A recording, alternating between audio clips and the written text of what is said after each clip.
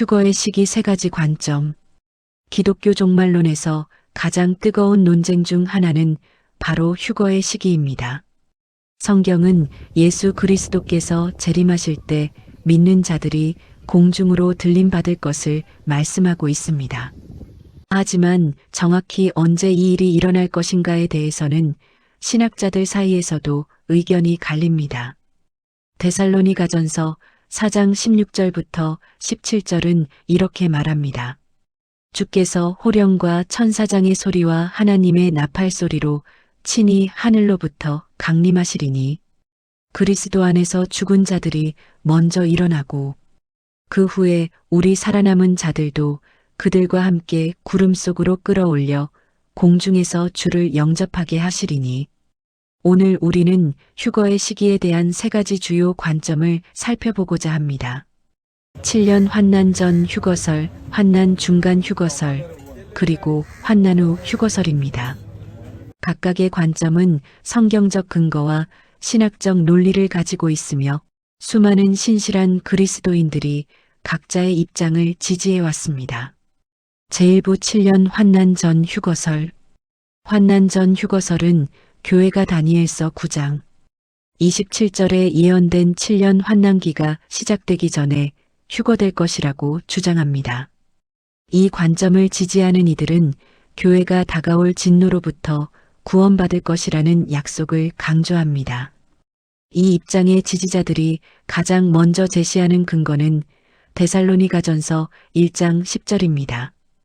또 죽은 자들 가운데서 다시 살리신 그의 아들이 하늘로부터 강림하심을 기다린다고 말하니 이는 장차올 진노에서 우리를 건지시는 예수시니라. 그들은 이 구절에서 진노가 바로 7년 환난기를 가리킨다고 해석합니다. 하나님께서 교회를 진노에서 건지신다면 교회는 환난기 이전에 휴거되어야 한다는 것입니다. 또한 요한계시록 3장 10절의 빌라델비아 교회에 대한 약속도 중요한 근거로 제시됩니다. 내가 나의 인내의 말씀을 지켰은즉 내가 또한 너를 지키어 시험의 때를 면하게 하리니 이는 장차 온 세상에 임하여 땅에 거하는 자들을 시험할 때라. 여기서 온 세상에 임할 시험의 때는 대환난을 의미하며 교회는 이 시기를 면하게 될 것이라는 약속으로 이해됩니다. 환난 전 휴거설 지지자들은 요한계시록의 구조 자체가 이 관점을 뒷받침한다고 주장합니다. 요한계시록 1장부터 3장까지는 교회 시대를 다루고 있으며 4장부터는 요한이 하늘로 올라가는 장면으로 시작됩니다. 이 일 후에 내가 보니 하늘에 열린 문이 있는데 내가 들은 바 처음에 내게 말하던 나팔 소리 같은 그 음성이 이르되 이리로 올라오라. 이후에 마땅히 일어날 일들을 내가 내게 보이리라.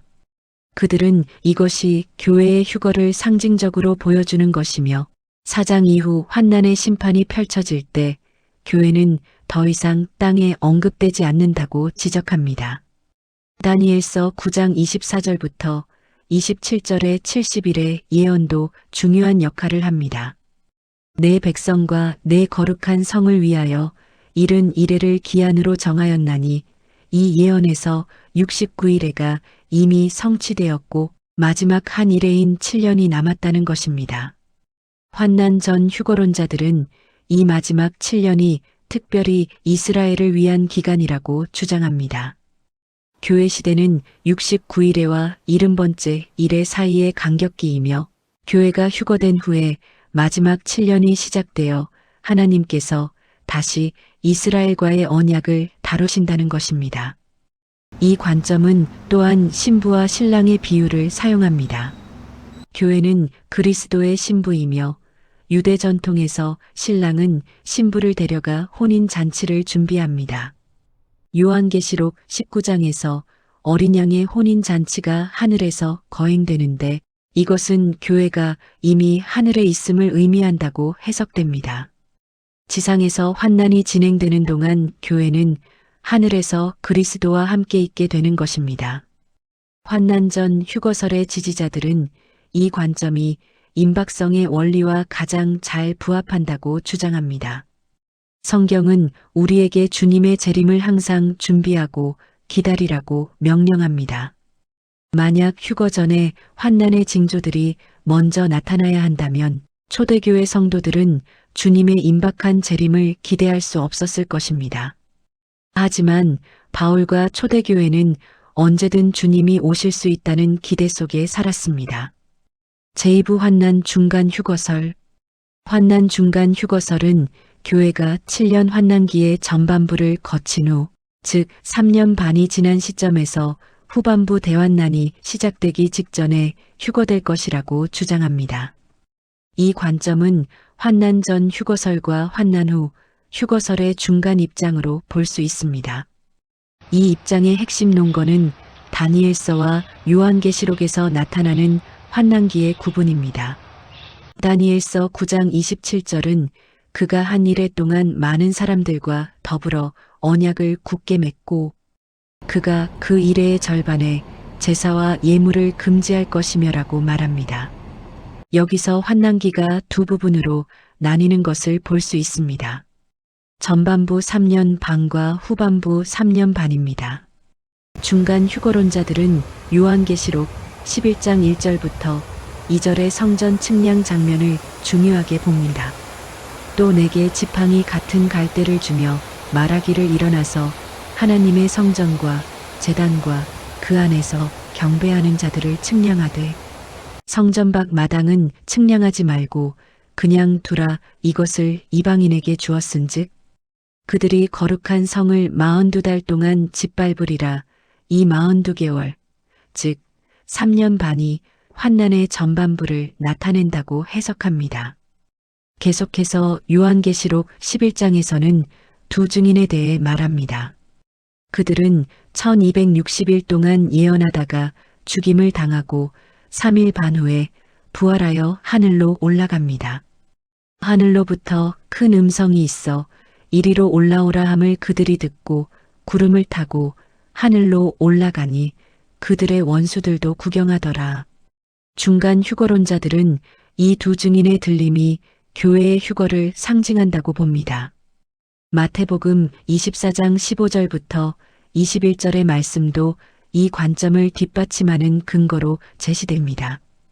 그러므로 너희가 선지자 다니엘이 말한 바 멸망에 가증한 것이 거룩한 곳에 선 것을 보거든. 그때에 유대에 있는 자들은 산으로 도망할지어다. 이는 그때에 큰 환난이 있겠음이라. 창세로부터 지금까지 이런 환난이 없었고 후에도 없으리라. 여기서 멸망에 가증한 것이 성전에 서는 때가 바로 환난의 중간 지점이며 이때부터 대환난이 시작된다는 것입니다. 중간 휴거설 지지자들은 데살로니가후서 2장의 말씀을 중요하게 여깁니다. 먼저 배교하는 일이 있고 저 불법의 사람 곧 멸망의 아들이 나타나기 전에는 그날이 이르지 아니하리니 그는 대적하는 자라 신이라고 불리는 모든 것과 예배함을 받는 것에 대항하여 그 위에 자기를 높이고 하나님의 성전에 앉아 자기를 하나님이라고 내세우느니라. 적그리스도가 자신을 하나님이라 선포하는 이 사건이 바로 환난 중간에 일어나며 교회는 이 시점에서 휴거된다고 주장합니다. 이 관점은 교회가 환난의 전반부는 경험하지만 하나님의 진노가 쏟아지는 후반부 대환난은 경험하지 않는다고 설명합니다. 요한계시록 6장의 인봉인들과 초기 심판들은 아직 하나님의 직접적인 진노가 아니라 세상의 고통과 시련입니다. 하지만 7장에서 14만 4천 명이 인침을 받은 후 나팔 심판과 대접 심판으로 이어지는 본격적인 하나님의 진노는 교회가 없는 상태에서 진행됩니다. 또한 중간 휴거론자들은 고린도전서 15장 52절의 마지막 나팔에라는 표현에 주목합니다. 요한계시록에는 7 나팔 심판이 있는데 7번째 나팔이 바로 마지막 나팔입니다. 요한계시록 11장 15절에서 7번째 나팔이 불릴 때 세상 나라가 우리 주와 그리스도의 나라가 되어 그가 세세토록 왕 노릇하시리로다라고 선포됩니다. 이 시점이 바로 환난의 중간이며 휴거가 일어나는 때라고 해석합니다. 제3부 환난 후 휴거설. 환난 후 휴거설은 교회가 7년 환난기 전체를 거친 후 그리스도의 재림과 동시에 휴거될 것이라고 주장합니다. 이 관점은 휴거와 재림을 하나의 단일한 사건으로 봅니다. 이 입장의 가장 강력한 논거는 마태복음 24장의 올리브산 강화입니다. 예수님께서는 그날 환난 후에 즉시 해가 어두워지며 달이 빛을 내지 아니하며 별들이 하늘에서 떨어지며 하늘의 권능들이 흔들리리라. 그때에 인자의 징조가 하늘에서 보이겠고 그때에 땅의 모든 족속들이 통곡하며 그들이 인자가 구름을 타고 능력과 큰 영광으로 오는 것을 보리라. 그가 큰 나팔 소리와 함께 천사들을 보내리니 그들이 그의 택하신 자들을 하늘 이 끝에서 저 끝까지 사방에서 모으리라고 말씀하셨습니다. 환난 후 휴거론자들은 이것이 명백히 환난 후에 성도들을 모으는 것을 말한다고 주장합니다. 또한 그들은 성경 어디에도 휴거와 재림이 분리된 두 사건이라는 명확한 언급이 없다고 지적합니다.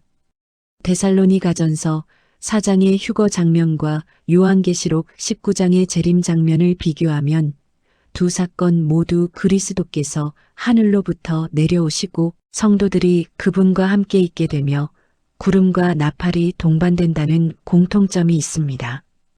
이것은 동일한 사건을 다른 각도에서 묘사한 것이라고 해석됩니다. 환난 후 휴거설은 성도들의 순교와 인내에 대한 성경의 강조를 중요하게 봅니다. 요한계시록 13장 10절은 사로잡힐 자는 사로잡혀 갈 것이요 칼에 죽을 자는 마땅히 칼에 죽을 것이니 성도들의 인내와 믿음이 여기 있느니라고 말합니다.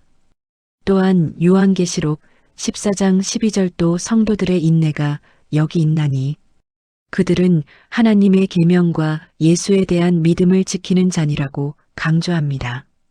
만약 교회가 환난 전에 휴거된다면 왜 성경이 환난 중의 성도들에 대해 이렇게 많이 언급하는지 설명하기 어렵다는 것입니다. 요한계시록 20장 4절부터 6절의 첫째 부활에 대한 묘사도 중요한 근거입니다. 또 내가 보자들을 보니 거기에 앉은 자들이 있어 심판하는 권세를 받았더라. 또 내가 보니 예수를 증언함과 하나님의 말씀 때문에 목베임을 당한 자들의 영혼들과 또 짐승과 그의 우상에게 경배하지 아니하고 그들의 이마와 손에 그의 표를 받지 아니한 자들이 살아서 그리스도와 더불어 1000년 동안 왕 노릇하니 그 나머지 죽은 자들은 그 1000년이 완성될 때까지 살지 못하더라. 이는 첫째 부활이라 환난 후 휴거론자들은 이 첫째 부활이 단일한 사건이며 환난을 통과한 성도들과 순교자들이 함께 부활한다고 해석합니다. 또한 이 관점은 구약의 패턴을 제시합니다. 노아는 홍수 심판 전에 지상에서 방주로 피했지만 심판이 끝날 때까지 지상에 있었습니다. 이스라엘 백성들은 출애굽 전에 애굽의 재앙들을 목격했지만 보호받았습니다. 새 히브리 청년들은 풀무불에 들어갔지만 보호받았습니다. 다니엘은 사자굴에 던져졌지만 구원받았습니다. 이처럼 하나님은 심판 가운데서도 당신의 백성을 보호하실 수 있다는 것입니다. 환난 후 휴거론자들은 데살로니가전서 5장 9절 하나님이 우리를 세우심은 진노를 받게 하심이 아니요 오직 우리 주 예수 그리스도로 말미암아 구원을 받게 하심이라는 구절이 환난에서의 면제를 의미하는 것이 아니라 영원한 정죄로부터의 구원을 의미한다고 해석합니다. 교회는 하나님의 진노로부터 영원히 구원받았지만 환난기의 시련은 경험할 수 있다는 것입니다. 또한 이 관점은 복음 전파의 측면에서도 설명됩니다. 마태복음 24장 14절은 이 천국 복음이 모든 민족에게 증언되기 위하여 온 세상에 전파되리니 그제야 끝이 오리라고 말합니다. 환난기에도 복음이 전파되어야 하며 교회가 이 사명을 감당할 수 있다는 것입니다. 결론. 세 가지 관점 모두 성경을 사랑하고 그리스도의 재림을 기다리는 신실한 성도들에 의해 지지되어 왔습니다. 각각의 입장은 나름의 성경적 근거와 신학적 논리를 가지고 있으며 어느 것이 절대적으로 옳다고 단정하기는 어렵습니다. 중요한 것은 휴거의 정확한 시기보다는 우리가 항상 깨어 준비하고 있어야 한다는 사실입니다. 예수님께서는 그러므로 깨어 있으라 어느 날에 너희 주가 임할는지 너희가 알지 못함이니라고 말씀하셨습니다. 환난 전이든 중간이든 후든 우리는 언제든 주님을 만날 준비가 되어 있어야 합니다. 또한 이 주제로 인해 형제자매들 사이에 분열이 생기지 않도록 주의해야 합니다.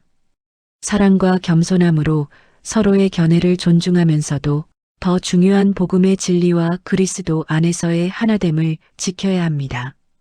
휴거는 우리에게 소망을 주는 복된 소망입니다. 이 소망으로 서로를 격려하고 거룩한 삶을 살며 주님의 재림을 사모하는 것이 우리의 자세여야 할 것입니다. 감사합니다. 시청자님을 축복합니다. 구독과 좋아요 부탁드립니다.